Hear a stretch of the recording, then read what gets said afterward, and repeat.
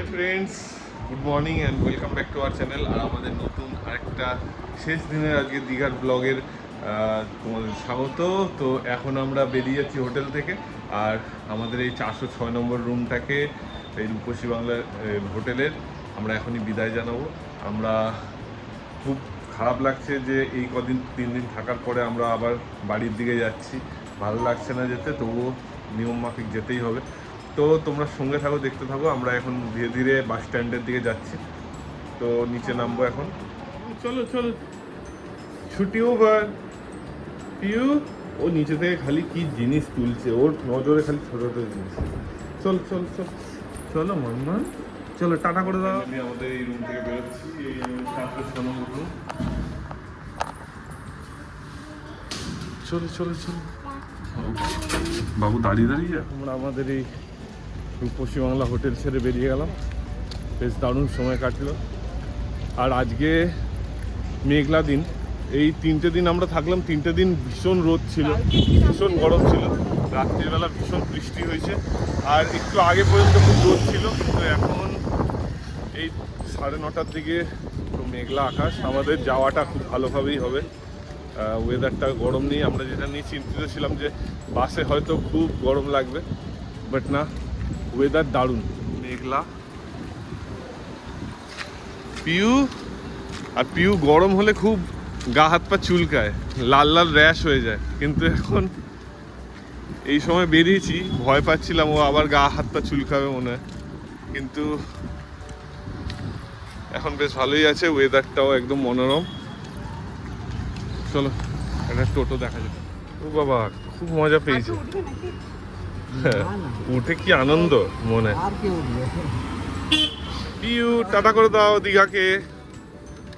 পিউ মা, দীঘাকে টাটা করে দাও। Tata tata tata. উঠেই কি হাসি এই ভ্যানে উঠে।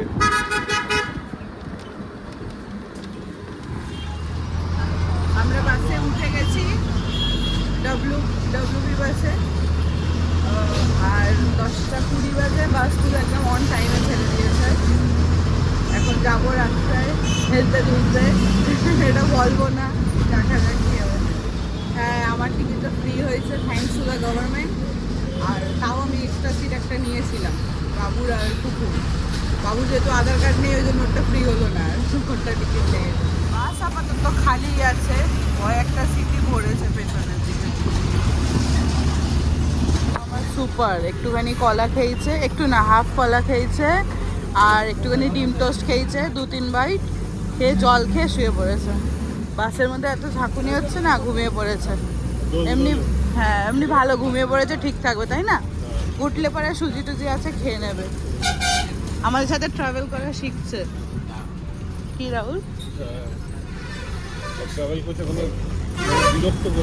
এই এই এই তো শুরু হবে।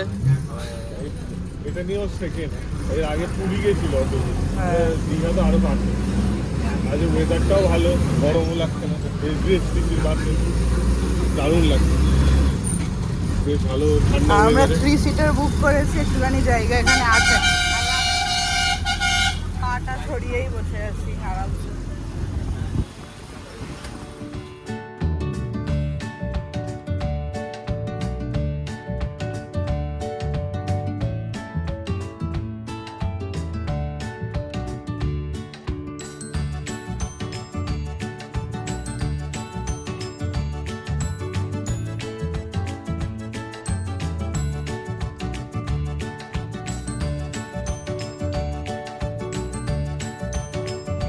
এখন 12:30 বাজে, রাস্তা দিয়ে যাচ্ছি।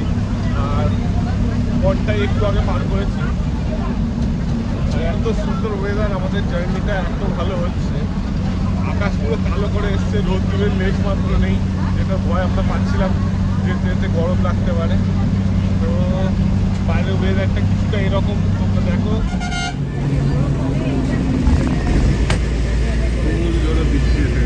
আমাদের গাড়ি কোলাঘাটে এসে দাঁড়িয়েছে, একটু চা আর স্ন্যাক্স খেয়ে নিচ্ছি।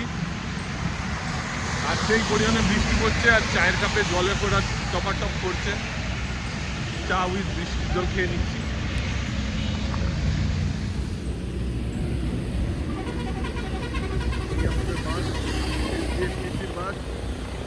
পুরো বৃষ্টি ওয়েদার, এই লেভেলের স্পিডে গাড়ি চলছে।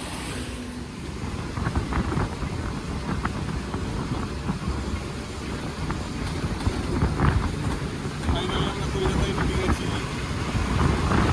8-10টা মিনিট পরে। চলছে, বেশ ভালো কাটলো আজকে, অসাধারণ কেটেছে আমাদের জার্নিটা। যেহেতু বৃষ্টি হয়েছে পুরো রাস্তাতে, আর মানে একটু আমাদের গরম লাগেনি, এই নর্মাল বাসে বেশ ভালো কেটেছে।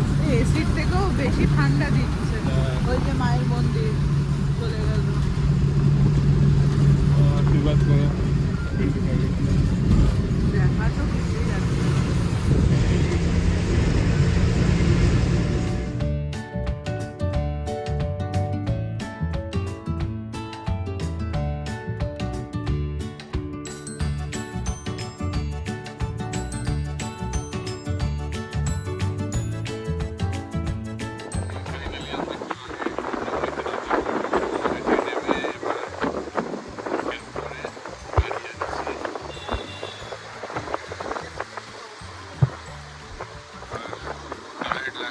এই 4:10 নাগাদ আমরা করুণাময়ী বাস স্ট্যান্ডে নামলাম।